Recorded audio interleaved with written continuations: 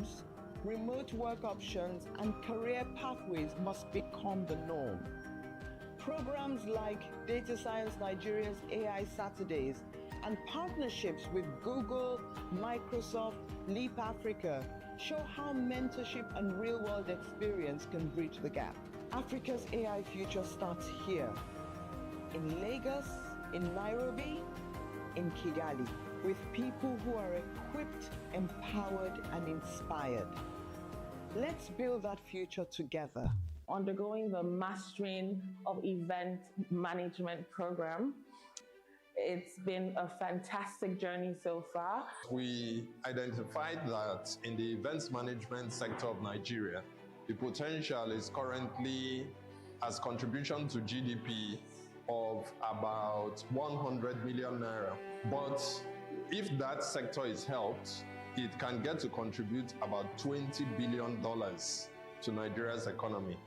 If you have technology in an event and it's not being driven by a proper human management, and there is no interactivity, and you don't have creativity around it in such a way that it aligns with the cultural nuances of that particular event or people or place, then that event is likely going to fall apart. Curiosity, I think, is one of the biggest learnings for me. The more curious we are, the more we learn. One of the reasons, or one of the pertinent reasons why we had this course was because the entry barrier for the event industry is quite low. Anyone can just be creative and say, boom, I'm an event manager. But you know, when you now have this kind of knowledge, you now understand the professionals from the hobbyists. I've had so many difficulties with structuring and staff retention. The program has been able to open my mind up to other possibilities and other dynamics that we could use or follow. I registered late for this event, and the major reason was because I don't know what I was coming to do in Lagos Business School as a caterer. But lo and behold, my 3 days experience here has been awesome.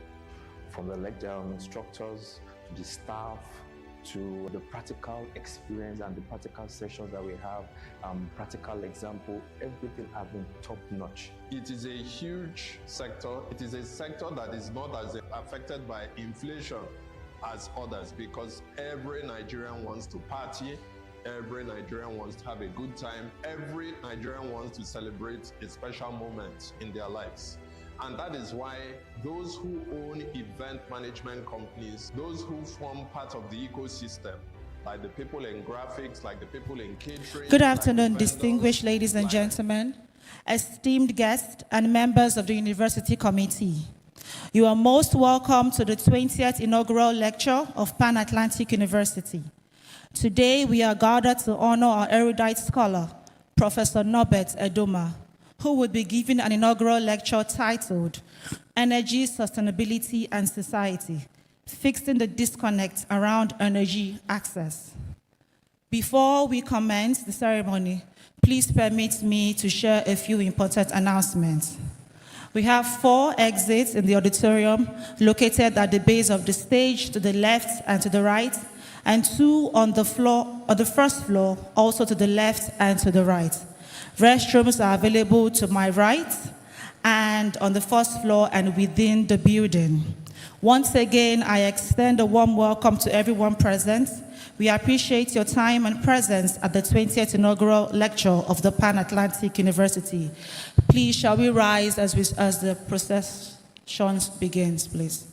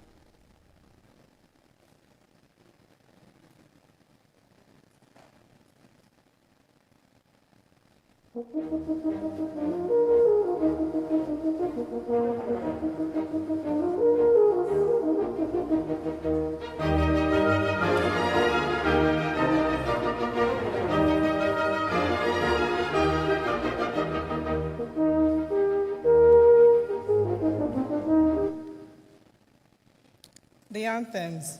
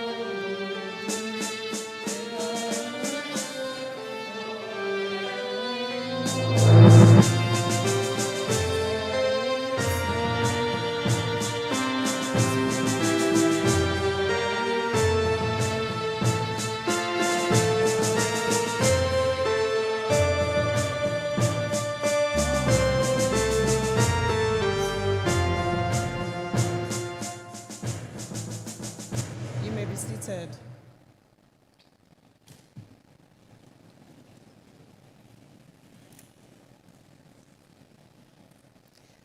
The chairman of the Board of Trustees, Pan-Atlantic University Foundation, Professor Stephen Afolami, the trustees of the Pan-Atlantic University Foundation, the Chancellor, Reverend Father Anthony Odo, the Pro-Chancellor, Mr. Henry Odein Ajumogobia, SAN OFR, the Vice-Chancellor, members of the Governing Council, principal officers of the university, members of the University Management Council, members of the University Senate, deans of schools, directors of centers and units, faculty members, staff, students, alumni of Pan-Atlantic University, our guests, ladies and gentlemen, good evening. On behalf of the Vice-Chancellor, Professor Enase Okonedo, I warmly welcome you all to the 20th Inaugural Lecture of Pan-Atlantic University. The inaugural lecture serves as a distinguished platform for newly appointed professors to share their scholarly contributions, ongoing research, and future research pursuits with the university community and the public. Today, we gather to celebrate the elevation of a distinguished faculty member to the esteemed rank of professor. Professor Norbert Edomah of the School of Science and Technology will be delivering the 20th inaugural lecture of the university. This lecture, titled Energy, Sustainability, and Society, Fixing the Disconnect Around Energy Access, promises to deepen our understanding of complex relationship between energy, sustainability development, and social well-being. Please permit me to introduce the people on the stage, starting from my far right. Dr. Ikechukwu Obiaya, Dean of School of Media and Communication. Professor Oluwasola Oni, Dean, School of Management and Social Sciences. Professor Norbert Edomah, the Inaugural Lecturer.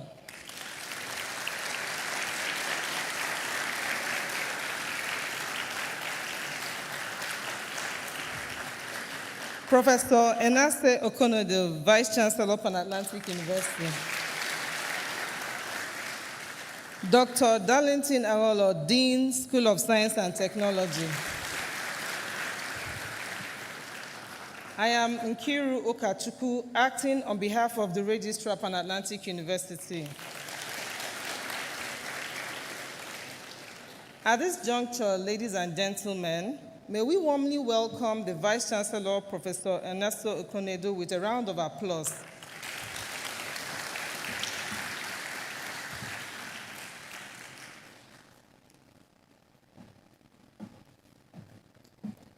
Professor Norbert Edomah is an interdisciplinary energy systems engineer with over 2 decades of professional experience in the energy field, spanning industry and academia. He's currently a professor of energy systems and policy and head Department of Electrical and Electronics Engineering at the School of Science and Technology, Pan Atlantic University, Lagos, Nigeria. He completed his doctorate in energy systems and environmental sustainability in 2017 at the Global Sustainability Institute, Anglia Ruskin University, Cambridge, United Kingdom. His research focuses on understanding how people respond to and influence changes in energy systems and how these interactions impact energy policy. His principal research lies in the multidisciplinary field of energy transitions, energy policy, electricity planning, and sustainability. He started off his energy career within the manufacturing space in 2004 as an electromechanical technician trainee at Nigerite Limited, Lagos, where he worked as an electrical maintenance technician until 2006. In 2007, he joined the Institute for Industrial Technology, Lagos, as the industrial coordinator, responsible for industry engagement and career services. His role entailed developing and implementing the in-company components of the student training and conducting skill gap analysis for the technical manpower of IIT's partner companies, mostly in the manufacturing and engineering services sector. The identified skill gaps are then translated into requisite training to bridge these gaps. This skills gaps analysis and training were mainly around electrical, electronics, mechanical, and industrial automation disciplines. He did this from 2007 to early 2010. In 2010, he joined Schneider Electric as product engineer, industrial automation, where he had the responsibility for developing technical solutions and increasing sales of the industrial automation product portfolio within the West African region. He did this by co-designing solutions with industry clients, mostly within the food and beverage sector, to address their automation needs. His portfolio within Schneider Electric expanded to include designing and selling a vast array of energy solutions, including low and medium voltage power solutions to food and beverage clients within the Anglophone West African region. He developed, nurtured, managed, and grew Schneider Electric's business with some key strategic and global accounts within the region. Prior to leaving Schneider Electric, he had grown the brand to the industrial automation and energy services portfolio market share for the Anglophone West African food and beverage sector into a multi-million euro business. In 2013, he joined Tetra Pak as Director of Food Processing System Solutions for West Africa, covering 20 countries from Senegal to Congo. His job entailed designing and implementing energy-efficient plants for food processing, for juices, dairy, and prepared food products. He joined Pan Atlantic University in October 2015 as a core member of the team that started the planning and development of the School of Science and Technology and became the inaugural head of the Department of Electrical and Electronic Engineering. Professor Norbert Edomah has contributed immensely to national and international energy policy dialogues and reports.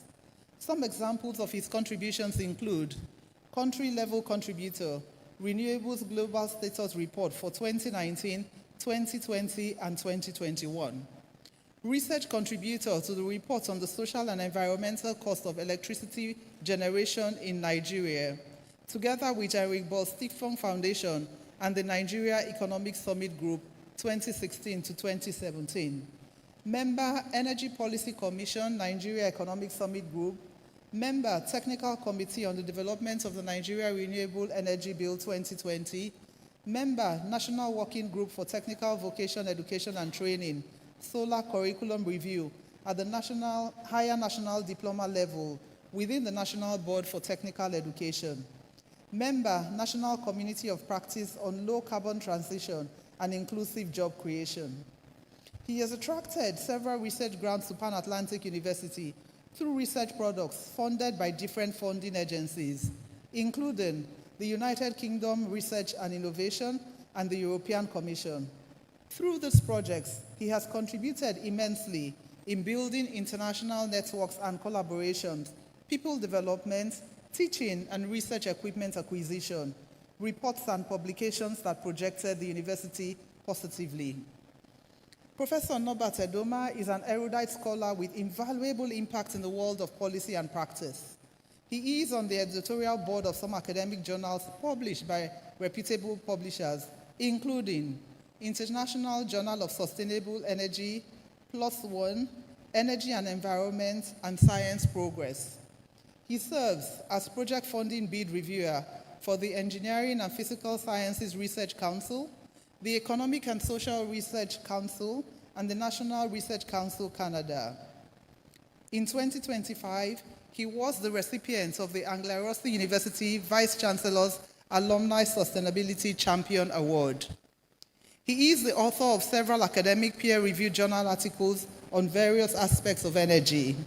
His book on electricity and energy transition in Nigeria, published by Routledge, is the first major research monograph that covers the dynamics of energy systems change in Nigeria from a historical, policy, governance, consumer, industrial policy, and future perspectives.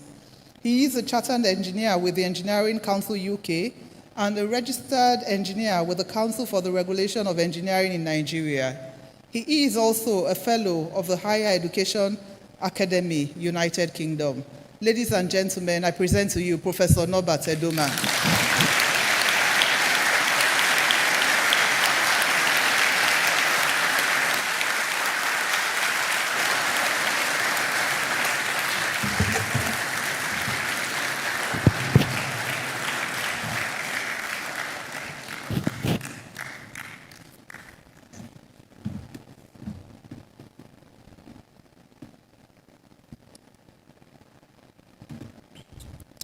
The Vice-Chancellor, Registrar, Principal Officers of the Pan Atlantic University, members of the Board of Trustees and Governing Council,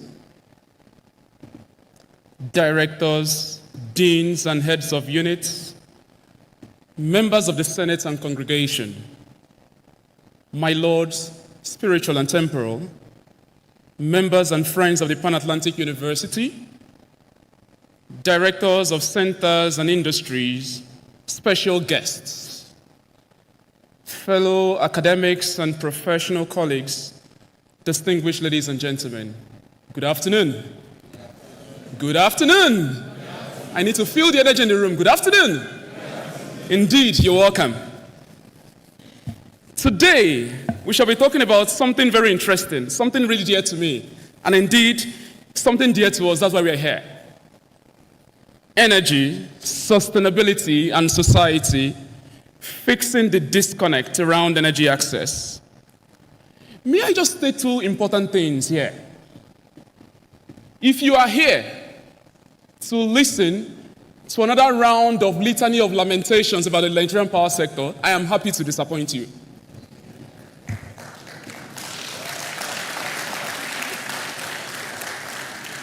However, if you are here to gain some insights about some aspect of the Nigerian energy space that is less considered, then I tell you, you're welcome.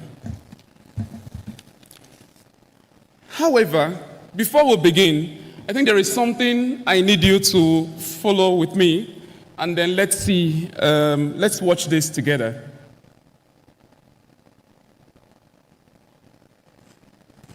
Improving. Appalling. In one word, for me, would be hell on earth. I would say they are just playing with our lives. Iná wọ́n sì ní Nàìjíríà generally. Àwọn olórí.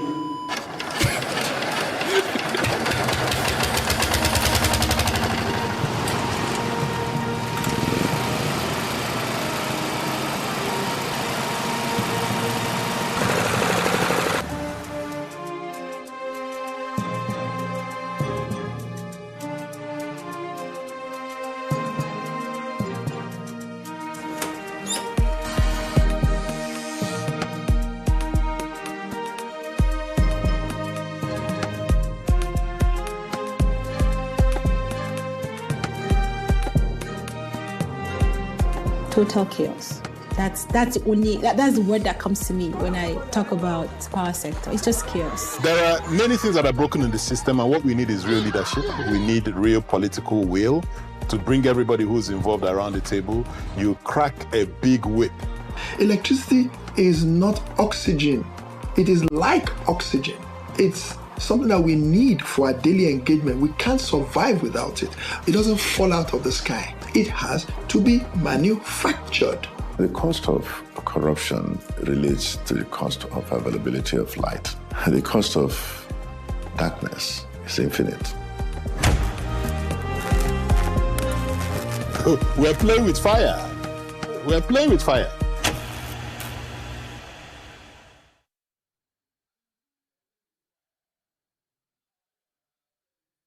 Here for a litany of lamentations. Now, all of these things are results of tensions, and these tensions are caused by just one thing: a lack of access. However, what is energy access? What do we really mean by it? Again, there are some definitions you hear. According to the International Energy Agencies, there are some definitions they gave, more or less, some ideas, general ideas around what energy access is. Now, for some, one of the general ideas is that it's a minimum amount of electricity that households need. Well, minimum, take note, that's the key word. Another idea that we see that is portrayed by the IEA is the fact that, again, something that should cause minimum harm.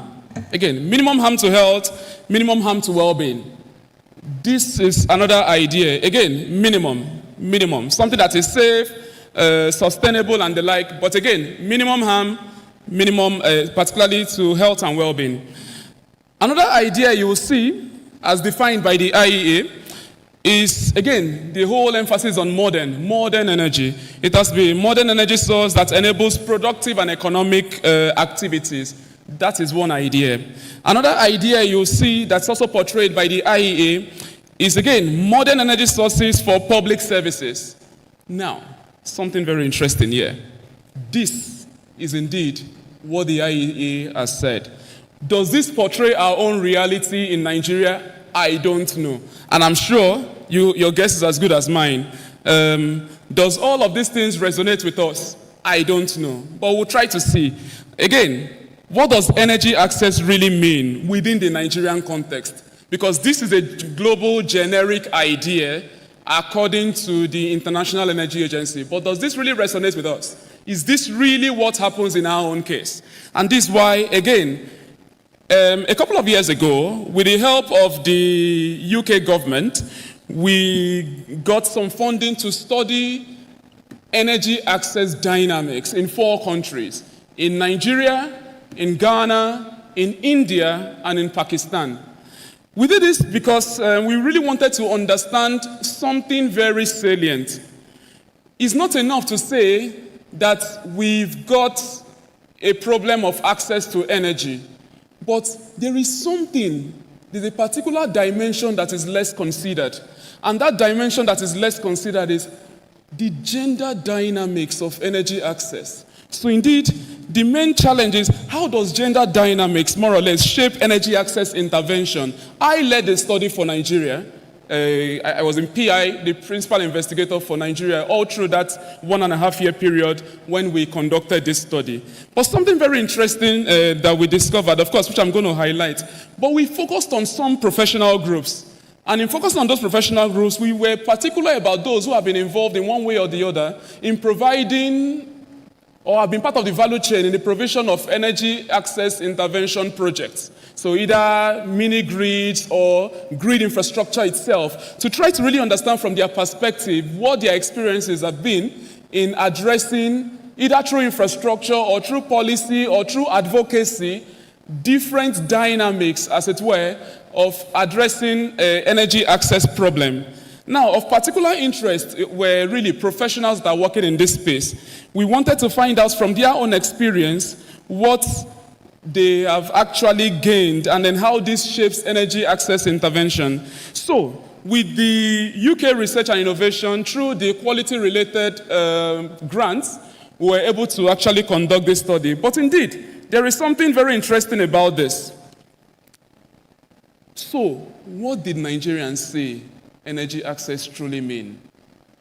It's something very interesting because when we conducted this study, we discovered that the general idea that we have versus the reality on the ground were not matching at all. At all. Of course, as with many other things in Nigeria. So, we tried to find out what exactly do Nigerians mean by energy access. Now, depending on where you go to or whom you ask, there are 5 different meanings we found. And these meanings shape to a very large extent the success or failure of interventions.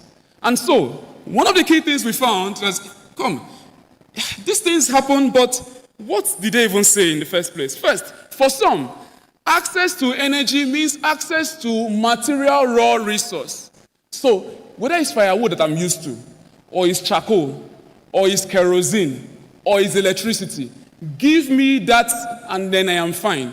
In fact, we actually discovered communities where they were not really interested in electricity. Give me my firewood, I am fine with it.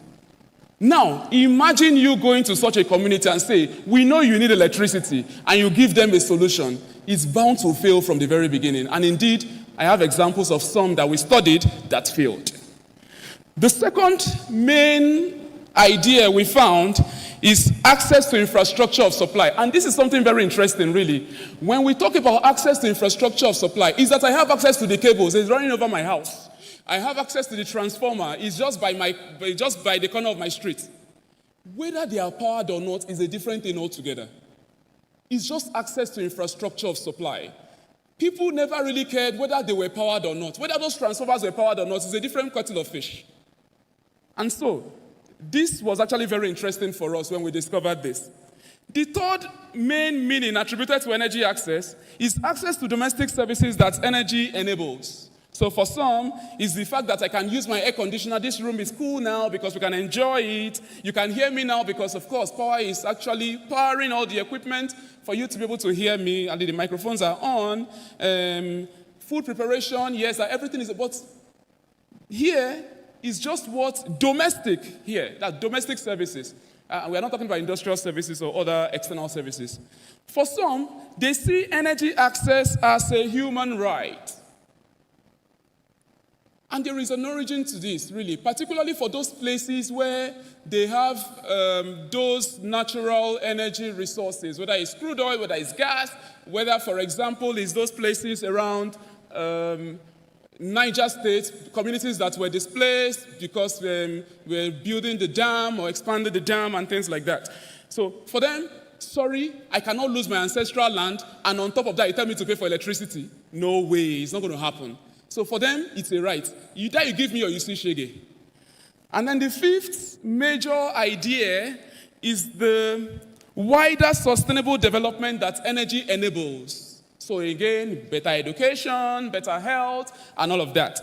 These 5 different meanings were things that we found within the Nigerian context. Now, this is something very interesting, because imagine, for example, you find yourself in a community where they say, sorry, they just need access to firewood, and you tell them you are giving them electricity. Well, I wish you best of luck.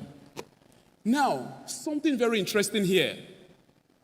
Indeed, in Nigeria, we do say today that energy access level is about 60%. But what type of access is this? What we found, this is not real meaningful access. It is access to infrastructure of supply. That is the meaning. It's very different, for example, for Ghana with 89% energy access level, which is actually meaningful access. That's electricity that they have access to and they can use when they want it. You can tell me, when was the last time you really needed electricity and then the grid was available? Raise your hand.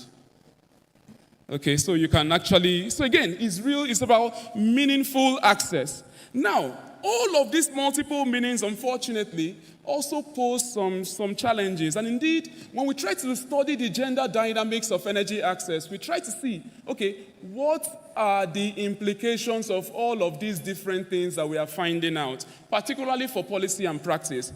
What are the implications? And indeed, some of these implications I will be highlighting are things that more or less serve as some of the origins of the disconnects that we have seen within the energy sector in Nigeria. The first thing, as you will likely agree with me, is that multiple understandings and meanings of energy access pose a challenge for both infrastructure and policy interventions. Imagine, for example, that I do not understand what a particular community means by energy access, and I go to say, I will give them something. Of course, I'm bound to fail from the very beginning. So again, what does this mean for us? Because this can actually lead to completely disconnected or even contradictory interventions. And we see policies somersault. Example, in Nigeria, we care, some people care in some quarters about having bioenergy. It's great, very good, very, very good. However, if you say you need biofuels, no problem. Which land are you going to use, for example, to actually grow the crop for biofuels? The same land that we need for food production, and the same land that, for example, some people are arguing that should be protected, we need ecosystem protection. The same land. And considering the fact that population is also growing, we need to feed the population. So there's a lot of competition for the same thing. So we see that indeed, at times, in trying to solve one, we may be creating problems in other places. Of course, there are many more examples I can give, but one thing that is very clear also is the fact that multiple meanings imply that also there will be different measures of success. So success for a community that says they want firewood is different from success from a community that says, I need electricity to power the primary health center. So which means measures of success will be different, and that even creates problem on its own in terms of how we achieve the different sustainable development objectives. Indeed, we see this. I like to show this picture. This picture you see to your right is actually a community in Ondo State called Igbatoro. This community, actually, what I explained is what happened there. Some people went there trying to want to intervene. Oh, we are sure you need electricity because it's the best thing that can ever happen to you. In fact, it's going to transform your lives. Your economic situation will be so perfect. And what happened in the end?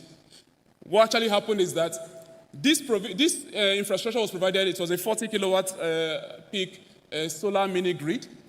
And 4 months down the line, it was decommissioned.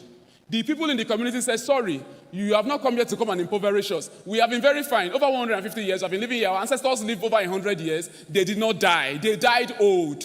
This one, you will not kill us. The little money we make from our agricultural produce, you want to collect it from us as energy tariff. Get out. In fact, we want our land. Go away. And it was actually decommissioned, and they packed everything away in 4 months. So this is exactly one of the things that can happen when there is no clear direction in terms of aligning objectives of communities with corporate or national objectives. Second main disconnect, and this is something very important for us. Access to energy supply does not guarantee energy use. It's a no-brainer, and this is something that we have seen everywhere. What guarantees energy use, my dear friends, is affordability and users buy-in. That's what guarantees it. How many of you are on band A here? Raise your hand. Now, be very factual. When was the last time you screamed, turn off the AC? So it's very clear. It's so clear. It's not the fact that the infrastructure is available. No. What makes you use it is because you can afford it. So if you can't afford it, forget it. And this is happening, including many of our friends in Lekki Phase 1 and in Banana Island. Many of them do that. They scream today. Now, there is more consciousness about energy consumption, but no, it's not about energy consumption, it's more about cost. That's the consciousness. It's not just about energy consumption, it's more about cost. See, the cost implication of consuming more, that's what people are actually reacting to. Again, people, unfortunately, as you will see, they would rather prefer to stay in the dark than to stay in the light to prevent their costs. And then the next is, again, the third. This is something very interesting, and I think there's some very interesting things I'm going to be revealing here. First is the fact that, local understandings and framing of gender roles, both at community and household level, actually shape energy use patterns. This is so critical because there is a lot that we are missing when we do not consider this. Why? Of course, general housework and cooking is generally concerned as tasks for women. We know this already. It's a no-brainer. And of course, women are considered as agents of change, particularly at community levels. They do a lot, particularly in their roles as carers. And men are viewed as more energy competent than women. It's a general notion, and these are the things that we found. However, something I need to highlight here, based on the several communities that we studied, is the fact that 90% of energy consumption at household levels are actually determined by women and children. And you agree with me? When they come back from school, she will scream, "My friend, turn off that thing now!" And they wouldn't dare it. They wouldn't dare do otherwise. Of course, she can turn it off from the mains. Of course. But also, at community level, this is also very interesting. Up to 60% of energy consumption at community level are actually determined by women, particularly because they tend to run micro businesses around the homes. And for that reason, they contribute immensely to community level energy consumption. And we see that in many places. And what does this mean for us? It means that for many of us hoping to achieve energy efficiency beyond technology, if we don't consider who consumes, why they consume, when they consume, to what extent they consume, we will fail.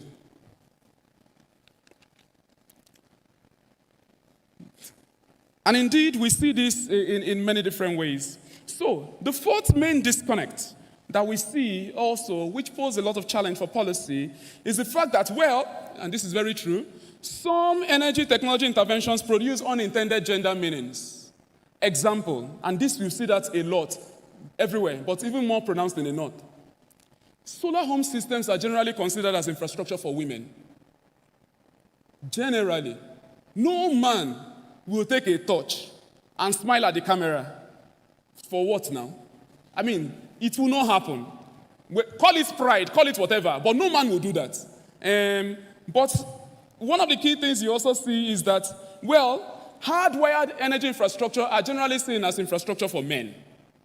So, if I need something, my friend, go and put on the generator, or go and get solar installation that can power everything in the house. Why would I get something, you give me one small light and tell me to smile at you? Are you okay? And indeed, it's something I try to show. Look at that picture. No man will do that. I'm sorry, there's no gender, whatever, but it's just that we are just saying the fact. So that is exactly what it is. Now, the fifth of the disconnect that we see, and this is something very interesting, really. The financial institutions are culprits to this also. The fact that there is inequality in access to finance for energy assets actually pose a risk to achieving both energy efficiency and climate goals. How? It's very simple. We have just said it now, that a large chunk of the energy consumption at household and even community level is determined by women, largely. Now, however, when it comes to decisions on assets, it's men that decide, unfortunately, because they are the ones that eventually pay. If the woman should go to a financial institution today asking for a loan, they ask for the husband to serve as guarantor. Yes or yes? Largely. That's what happens. 70% of the time, that's what happens. And so, when we look at it, you see that there are two important things to just take note of here. First is the fact that women determine the assets, men pay for it. Yes or yes? Very good. So, now, what do we need to do differently? That's the main question now. What do we need to do differently? So what are some important things that we should more or less think about a bit more differently? I think first, let's focus on national and state governments, because this is where some of them also play a role. Of course, for national and state government, there are some things we need to do differently. First of all is the fact that there is a need for us to actually understand the roles of men and women and how they actually consume energy before we start to think of interventions. If we don't, we are missing a great opportunity, and it's a great opportunity that we'll be missing. So, another thing that we see is the fact that, energy interventions that target community level should begin with first understanding what they mean by energy access, so that the case of Igbatoro and a few others that like that will not keep repeating itself.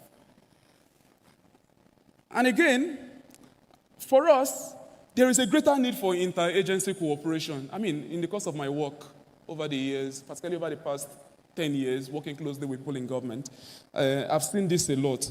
You see, for example, Rural Electrification Agency, they will work to a community. They say they want to run mini grid.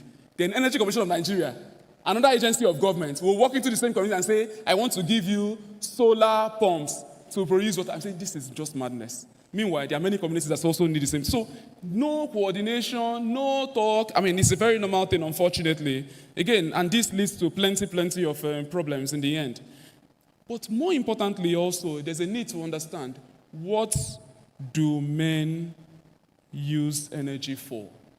What do women use energy for? How do they use it? When do they use it? And the like. So it's very important to understand this, because, I hear some of our utility companies complaining, okay, there is peak demand at a certain time of the day, but also at the other time of the day, we are begging people because a lot of the power just goes to waste.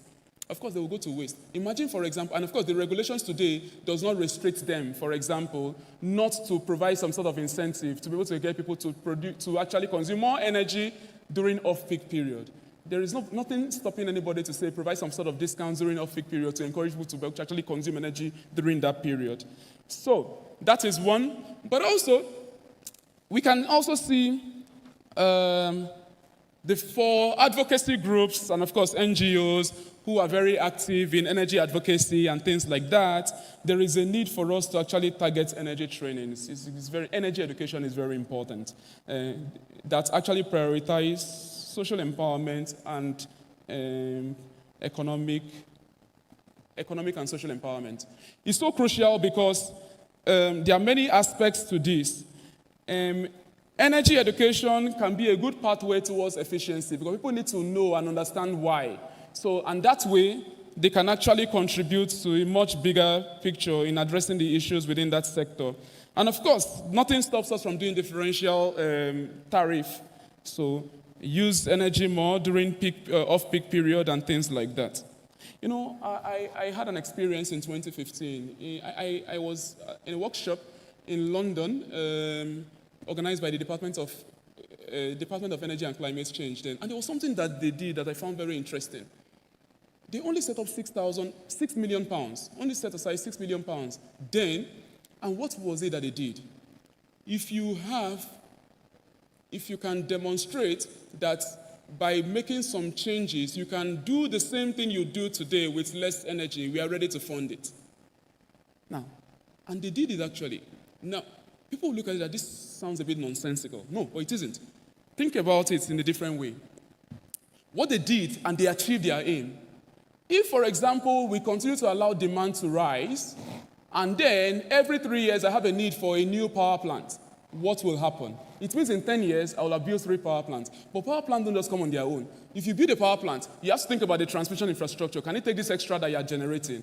And then the distribution network, can it wheel this to the point where they are needed? Now, if all of those things are not considered, you see that you are making multiple investments, not just in the part of generation, but also along the entire value chain until it gets to the user. Now, what did they do? By doing this, within a space of 10 years, if, for example, people are able to use less energy to achieve the same thing, within a space of 10 years, imagine that you need to build a new power plant every 3 years, and then the need now becomes once every 5 years. In 10 years, you will have saved the cost of 1 full power plant. And that is by far, far more than what they invested in. And so it just gives you an idea of what we can do to be able to actually address some of the things that we have actually noted. And then the last of the list of recommendations for me, again, looks at those financial, of course, and funding institutions.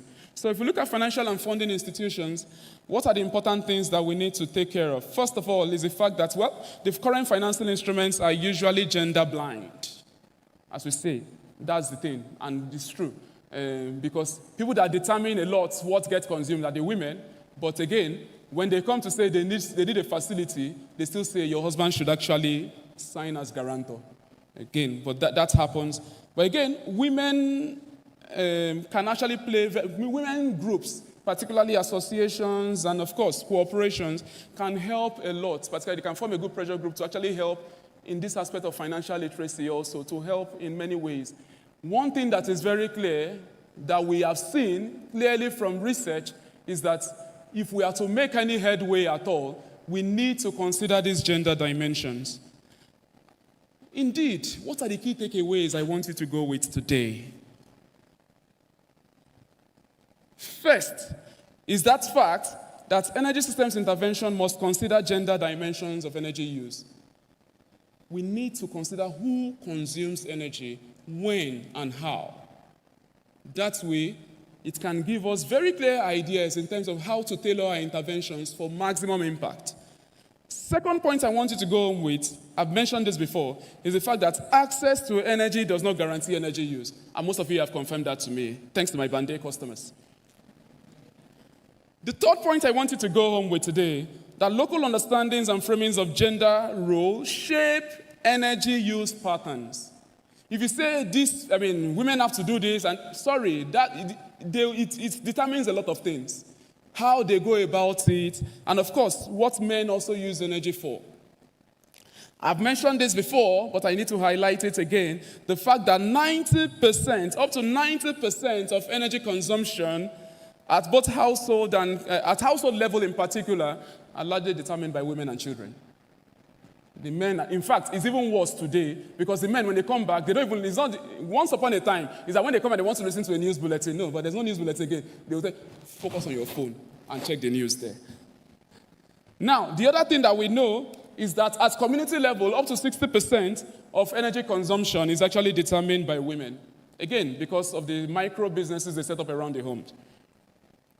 Then lastly, one point I wanted to go on with is the fact that, well, energy efficiency measures beyond technology that targets women will yield greater positive impact, definitely.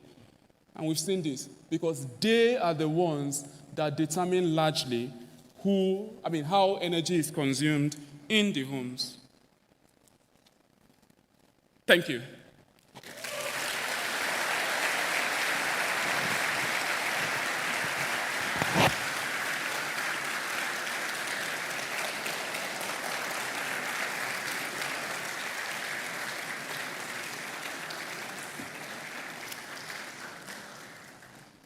if I leave here without acknowledging some people, I'll be in trouble.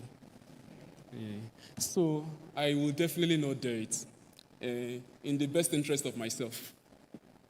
And so, I have gotten here today because I've gotten numerous supports from different people. And this is the time to acknowledge quite a good number of them. I'm actually filled with gratitude to God for being here today. He has given me all of the opportunities and all of the things that made me get to this point today. And I'm indeed very grateful.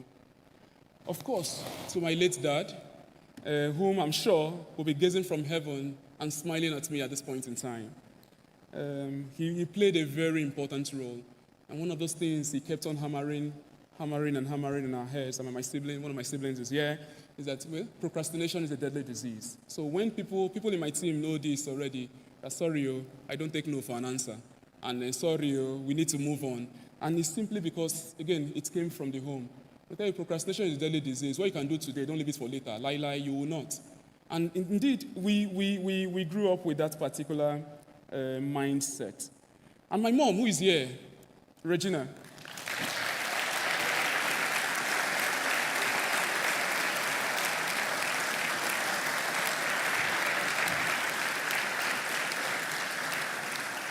She's the queen of our house, as you can know. I'm really very, very grateful. And she's been there. She's been really there for us. And my siblings, Frederick is here.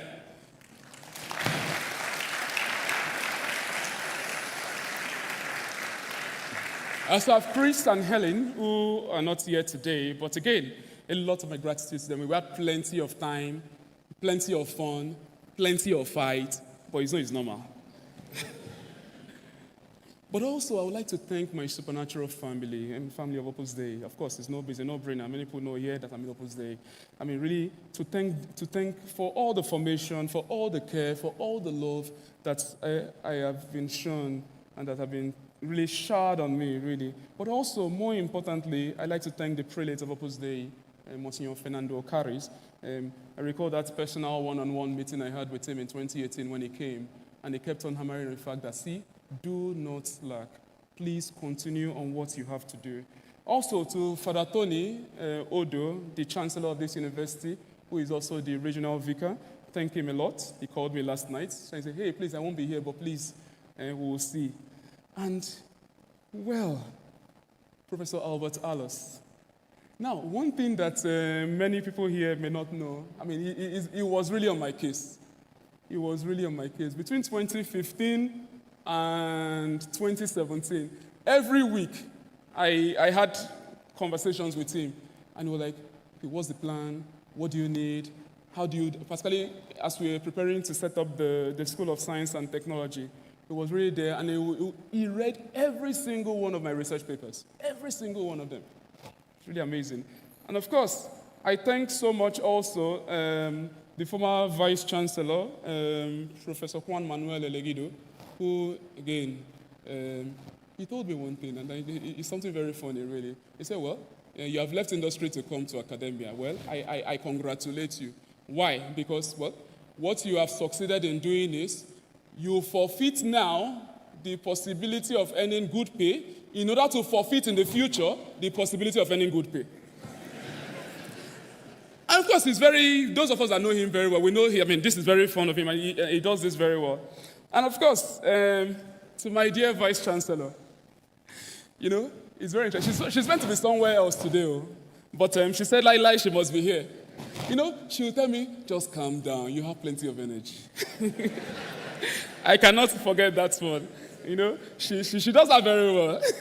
And then, of course, to my many colleagues and staff of the School of Science and Technology, we've rocked the boat together through hard times when we're starting to this point where we are today. I thank you so much.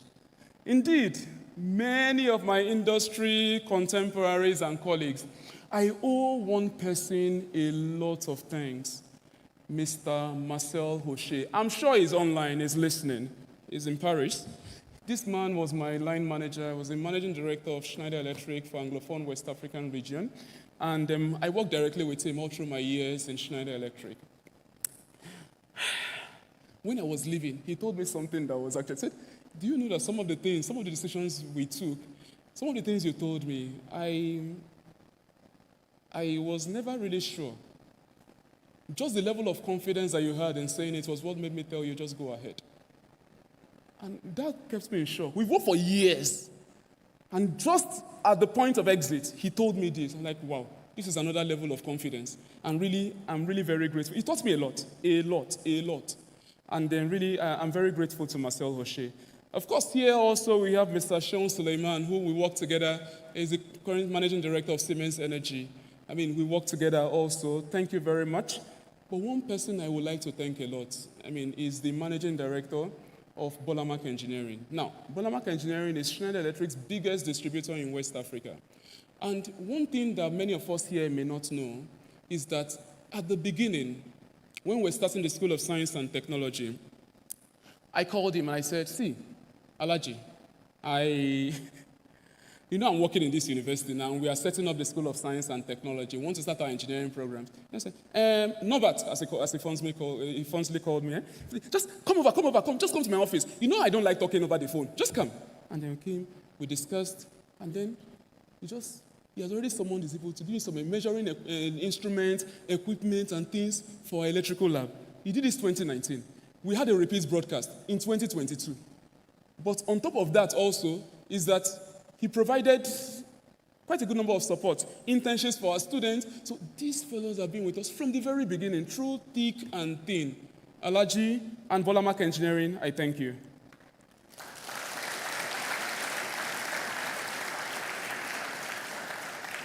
And to many more people, particularly my project partners. So many. Many of them are online now. I know some from Aid Energy, they are already out there. They are online. Again, Sahara Power, we thank you. Siemens Energy, Keysight Technologies, who, by the way, are taking one of our lab now, the electronic laboratory, they decided to sponsor it. So it's something very great. So Royal Power and Energy Limited, also CICEL, FaithLinks Technology, who is a local project installation partner on one of our projects. I say thank you. But also to my PhD supervisors, they are online now, Professors Aled Jones and Chris Folds. These guys were great people. There are some things I do today that I learned from them. My students will say, and they are here, they are seated here, why should we care? Indeed, it's a fundamental question I like to ask each time I'm teaching. Why should we care about this topic in the first place? Why should we worry ourselves about it? And this was something I actually learned from these two gentlemen. They say, well, no, that is very important why we should care. We want to state it. If not, don't waste our time and don't waste every other person's time. And that's very important for us, and it's something that I've learned a lot. Of course, with people in government that I've had to do things with, especially Honorable Victor Afamogene, who is the Chairman House Committee on Renewable Energy, and also, my senior Egbon, His Excellency, Professor Yemi Osibajo. And we've done a lot of things codedly, but of course, he's somebody that's given me a lot of support, and I say thank you. To many of our people also from the Heinrich Bossi Fund, and also from many other think tanks that I've actually had dealings with, I say thank you. To the Vice Chancellor and the entire university community, I am indeed honored to be here. I thank you for this opportunity. I thank you for making me feel really at home as part of this academic community. I feel so honored, and I'm happy for all the support I've received. Indeed, I feel grateful, and I look forward to continuing more and more to actually walk along the growth path of this university. To end, I would like to thank all of you for making our time to come here and to listen to me. This means a lot to me, and indeed, I don't take this for granted at all. I thank you, and I wish you all a safe trip back to your various destinations. Thank you very much.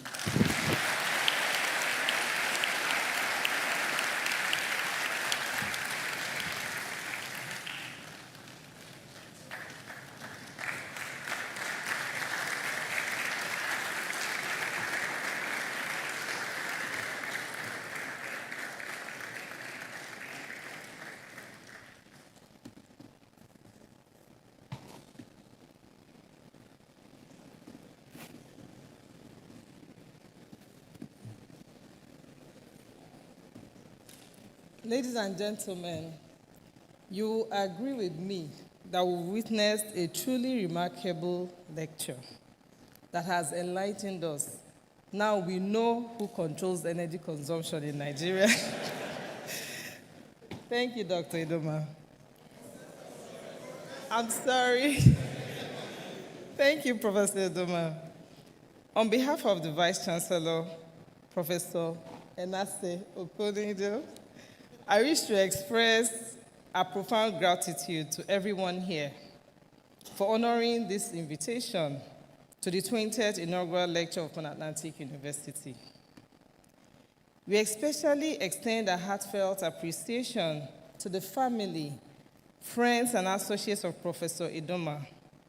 Your gracious support and presence have added warmth to this occasion. We also want to acknowledge the efforts of the organizing committee, those here present and those absent. And to the entire PAU community, for your dedication, we say thank you.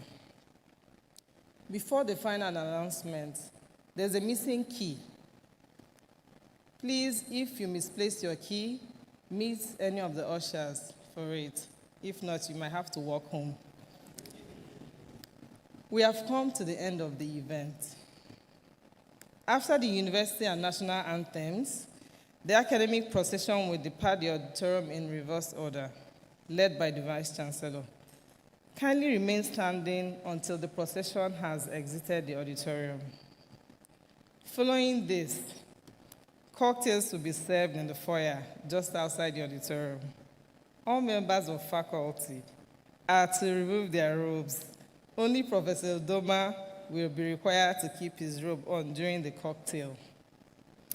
Once again, ladies and gentlemen, thank you for joining us on this special day. As we bring the event to a close, we wish you safe travels and may God grant you journey mercies. May we rise for the anthems.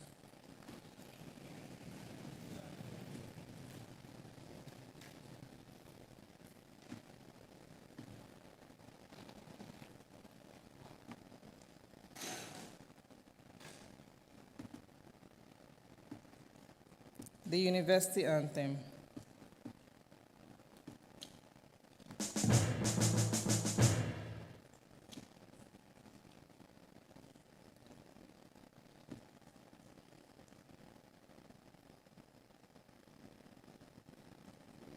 I guess we can sing it.